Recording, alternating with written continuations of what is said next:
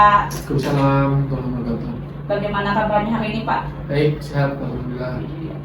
Eh, saya Rika Pak, calon guru penggerak angkatan 8. Di sini ada tugas untuk mewawancarai beberapa pimpinan tentang praktik pengambilan keputusan. Jadi bolehkah saya mengajukan beberapa pertanyaan kepada Bapak? Ya, silakan Bu Rika. Nah, dalam pertanyaan pertama, kan Bapak adalah pimpinan STS Mengada 4 ya Pak. Ya, betul. Jadi pasti ada beberapa masalah dalam pengambilan keputusan. Bisa Bapak ceritakan masalah yang pernah terjadi dan bagaimana penyelesaiannya? Ada beberapa hal Bu Rika dalam kita mengambil suatu keputusan. Itu yang pertama, kita akan melihat segi positif dan negatifnya. Tentu kita akan pertimbangkan itu, dan paling tidak kita harus mempertimbangkan paling banyak positifnya.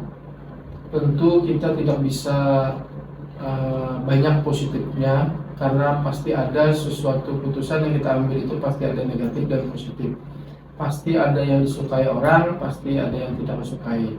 Nah, kita berusaha harus paling tidak banyak yang disukai oleh orang, dan kita tidak mungkin untuk memberikan kepuasan ke semua orang. Pasti ada yang tidak puas dengan keputusan kita.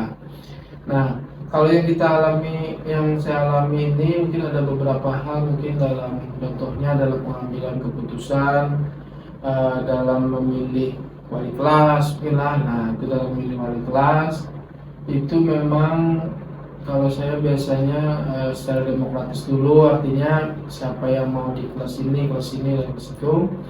Setelah itu akan kita pertimbangkan apakah guru ini cocok di kelas ini dengan kompetensi dan kemampuannya. Apakah tidak cocok, maka kita carikan kelas yang lain.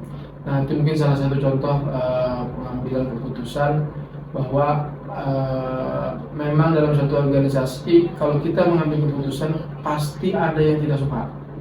Itu pasti, itu hampir dipastikan. Nah, kita bagaimana caranya? Kita harus meminimalisasi pengambilan keputusan yang negatif itu tadi, yang tidak disetujui oleh orang. Nah, jadi kita harus bisa menyelami anggota organisasi, bagaimana karakter dan kemampuan mereka untuk kita mengambil suatu keputusan. Contohnya tadi seperti yang yang pemilihan kelas, guru kelas, dan juga banyak sih lagi yang ada. Minta contoh berapa? Satu aja. Oh, satu aja. Ada lagi, memang sebenarnya kita pengambilan itu, keputusan itu harus sesuai dengan kondisi keadaan yang real yang ada di lapangan, dan yang belum tahu bahwa adalah keputusan itu secara teori, bahwa dalam pengambilan keputusan itu jangan melibatkan perasaan. Nah, ini sebenarnya teorinya tapinya mudah, tapi pada prakteknya setiap kita mengambil keputusan pasti kita menggunakan perasaan. Nah, ada perasaan pasti ada ikut di sana. Seharusnya kita mengambil keputusan kalau dalam suatu organisasi itu tanpa harus melibatkan perasaan. Artinya dengan perasaan apapun, secara objektif ini hasilnya, maka itu yang kita lakukan. Kebetulan nih Pak, berdasarkan pasal Bapak yang ceritakan tadi, itu termasuk dilema Pak, pengambilan keputusan dilema. Dan dilema itu ada dua, dilema etika sama rujukan moral. Kalau poinnya sendiri Pak, dilema etika itu suatu keputusan yang bertentangan tapi sama benar. Sedangkan rujukan moral adalah suatu keputusan yang bertentangan tapi ada yang benar dan ada salah, ada yang positif dan negatif. Jadi selama ini bagaimana Bapak dapat mengidentifikasi kasus-kasus yang merupakan dilema etika ataupun rujukan moral? Nah, jadi itu tadi, dilema etika tadi adalah apa tadi? Sama-sama benar. Sama-sama benar, tapi itu harus dilakukan. Harus diambil keputusan. Iya, diambil salah satu, tapi sama-sama benar. Nah, jadi mungkin seperti ini Bu Rika,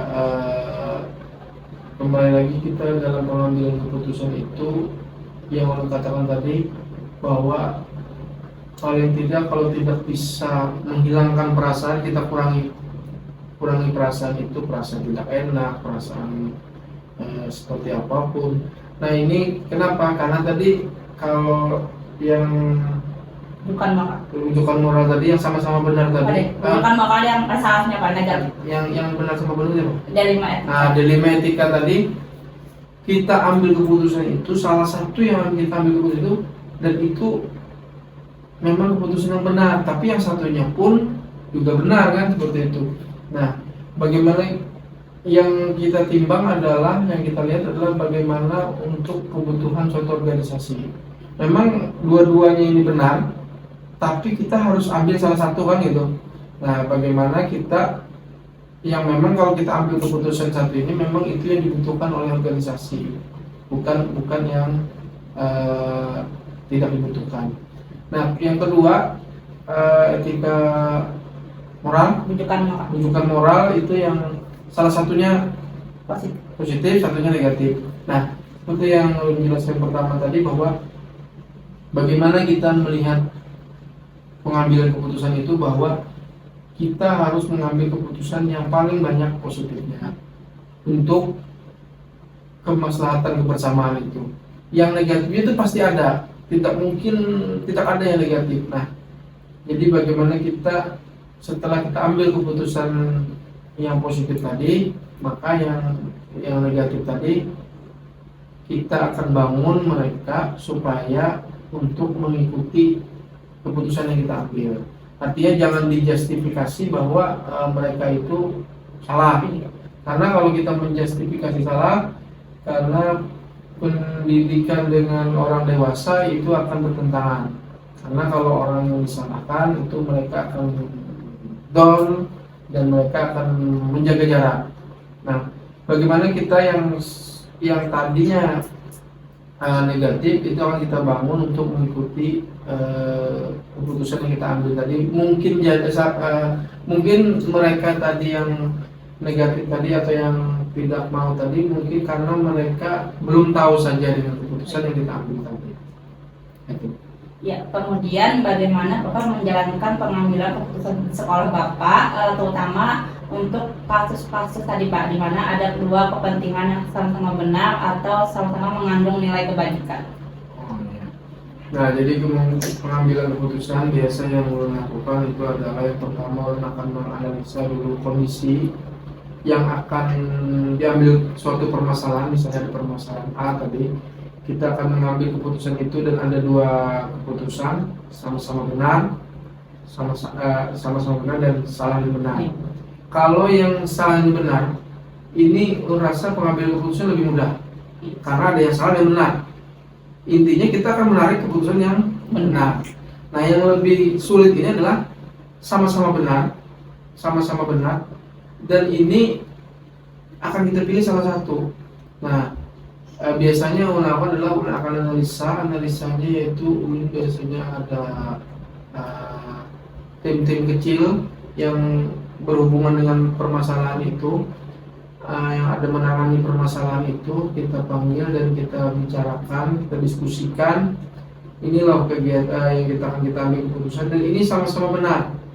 Dan seperti yang tadi, apakah dua keputusan ini salah satunya bagaimana ini yang kita ambil bahwa ini yang memang diperlukan oleh organisasi kita.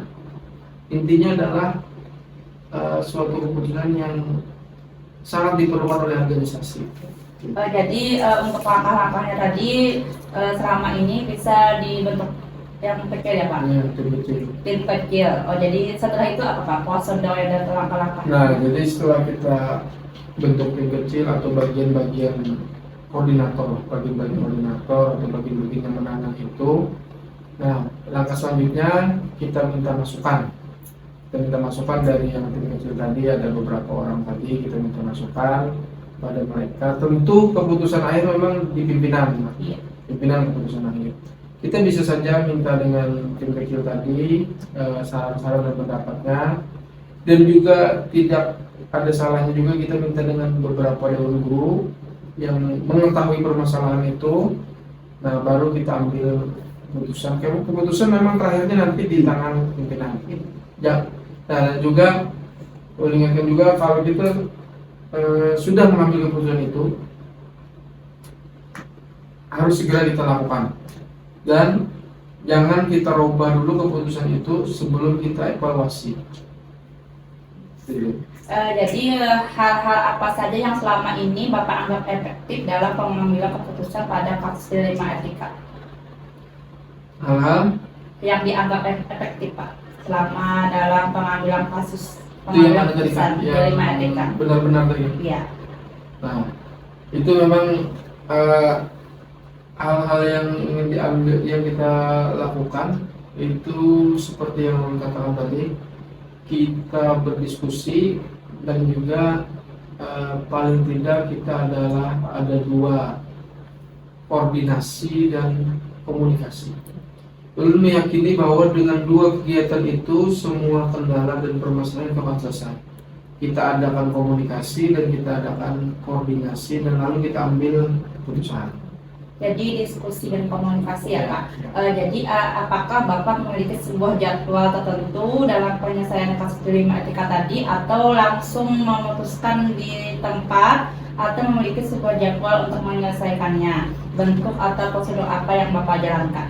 Ya, itu rasa itu situasional. Artinya situasional ini kalau memang itu keputusannya perlu waktu yang agak panjang, maka kita akan jadwalkan. Tapi kalau keputusan itu dan permasalahan itu timbul dan itu kalau tidak diselesaikan akan mengganggu stabilitas organisasi, stabilitas sekolah, maka itu harus segera kita ambil keputusan dan harus ketepatan dan cepat kita mengambil keputusan itu. Artinya kalau keputusan itu baik dan buruk kita pertimbangkan sebentar lalu kita lakukan, harus segera dilakukan. Berarti tergantung kondisi Ya, Pak. kondisi. Jadi adakah seseorang atau faktor-faktor yang selama ini mempermudah atau membantu Bapak dalam pengambilan keputusan dalam kasus tersebut? Nah, itu tadi Bu, yang seperti lo katakan tadi, kita buat tim-tim kecil tadi, itulah yang membantu kita sebagai kepanjangan tangan kita untuk melihat kondisi keadaan yang sebenarnya, lalu mereka dan menceritakan, lalu memberikan masukan-masukan yang seperti itu kita bisa ambil keputusan. Ini pertanyaan terakhir Pak. Dari semua hal yang telah disampaikan, pembelajaran apa yang dapat Bapak petik dari pengalaman Bapak mengambil keputusan dilema etika? Pembelajaran yang kita bisa ambil bahwa setiap sekolah itu pasti mempunyai permasalahan yang berbeda-beda, mempunyai penyelesaian yang berbeda-beda. Nah, kan tetapi dengan tiga bagian yang bisa terselesaikan dengan baik. Yang pertama adalah komunikasi semua unsur yang ada di sekolah. Kemudian setelah kita komunikasikan semua kendala-kendala yang kita komunikasikan, itu kita lakukan koordinasi. Kita lakukan koordinasi untuk menyelesaikan permasalahan yang sudah kita komunikasikan. Nah, yang ketiga ini adalah rasa yang sangat penting, itu adalah keteladanan dari sang pemimpin. Artinya bagaimanapun kita menyampaikan secara teori, dan teori itu tidak salah, teori itu sangat benar, tetapi akan kita aplikasikan ke lapangan kalau tidak ada teladan dari pimpinan, itu hasilnya akan lambat dan hasilnya akan tidak permanen. Nah, harapan kita bahwa dengan tiga hal ini, komunikasi, koordinasi, dan keteladanan pimpinan tadi, insya Allah itu semua keputusan yang sudah diambil dengan komunikasi yang baik, dengan koordinasi yang sempurna, dan diambil lagi diperkuat lagi dengan keteladanan seorang pemimpin. Artinya keteladanan seorang pemimpin, disitulah disitulah dari dalam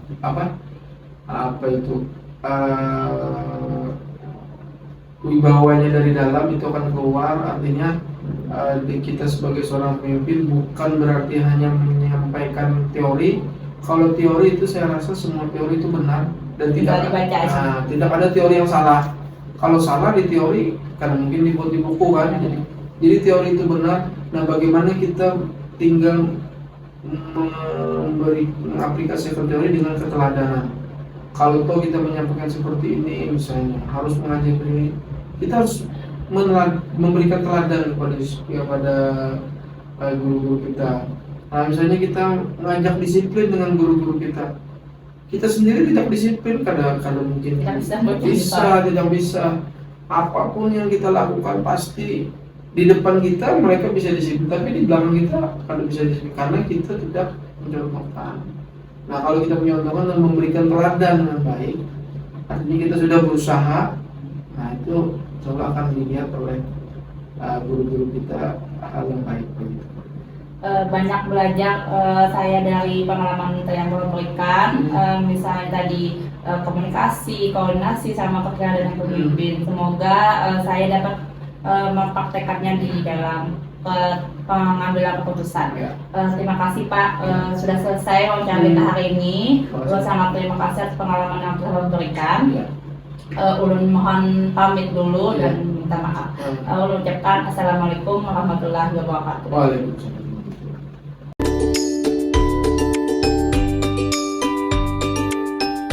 Assalamualaikum Bu Desi. Waalaikumsalam, Bu Rika. Apa kabar Bu hari ini? Alhamdulillah, terima kasih.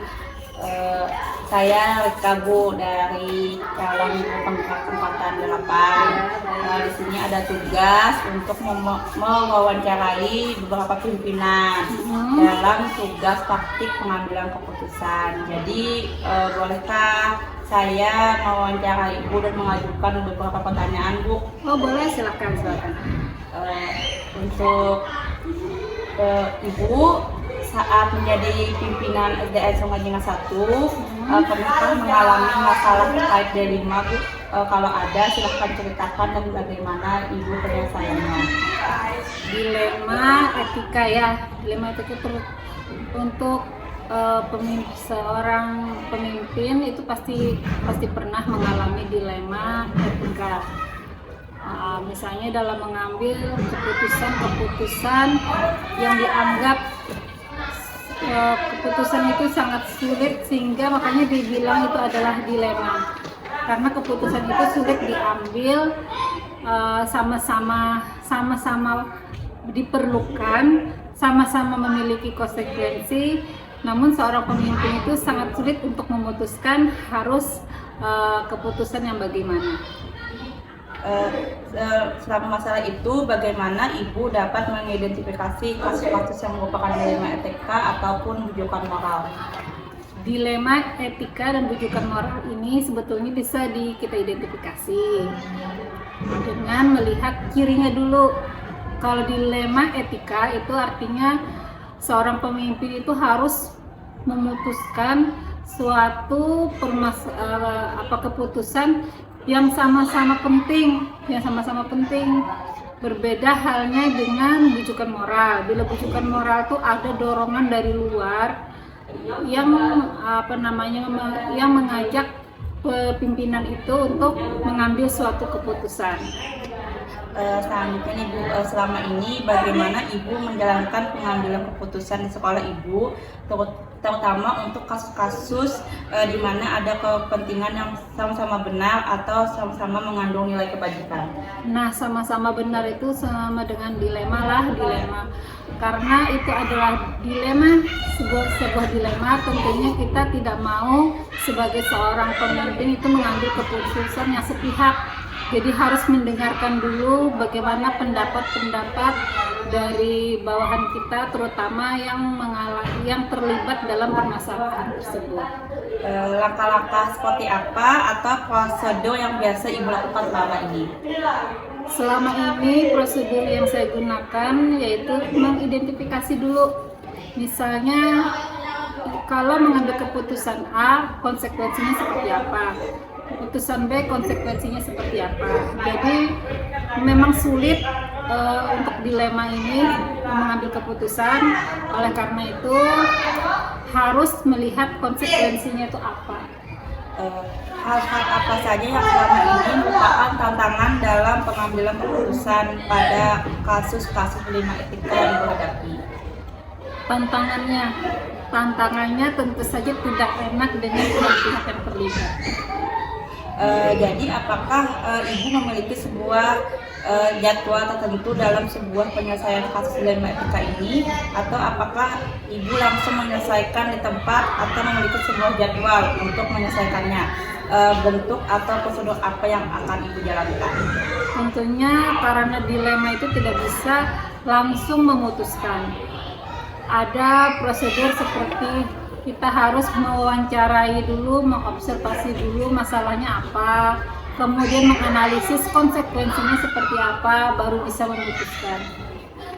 Adakah seseorang atau faktor-faktor yang selama ini mempermudah atau membantu Ibu dalam mengambil keputusan dalam kasus-kasus dilema etika? Iya, tentu saja yang banyak mempengaruhi itu adalah bawahan. Misalnya kalau di sini dalam hal adalah guru itu bisa memberikan nasihat, pendapat, saran dan sebagainya. Dari semua hal yang telah Ibu sampaikan tadi, pembelajaran apa yang dapat Ibu petik dari pengalaman Ibu dalam mengambil keputusan dilema etika? Yang bisa saya petik adalah untuk dilema ini tidak bisa ego bermain. Ego kita bermain. Kita harus melihat apakah permasalahan itu, keputusan yang kita ambil itu menguntungkan sebelah pihak saja atau merugikan sebelah pihak saja. Tentunya yang ingin diambil adalah yang terbaik dari beberapa keputusan yang diambil. Jadi dapat saya simpulkan bahwa keputusan itu harus terkait dengan anggota-anggota sekolah yang ada di sekolah Ibu ya, dan mengambil keputusan yang benar terkait dengan melihat keuntungan yang lain. Iya. Sebetulnya bukan keputusan benar, tapi keputusan yang tepat. Keputusan yang tepat ya untuk satu sekolah ini ya Bu. Iya. Ya sekian Bu wawancara hari ini. Terima kasih ya Bu atas waktunya. Ya, sama-sama. Ulun mohon maaf dan mohon pamit. Ya, terima kasih. Assalamualaikum warahmatullahi wabarakatuh. Waalaikumsalam.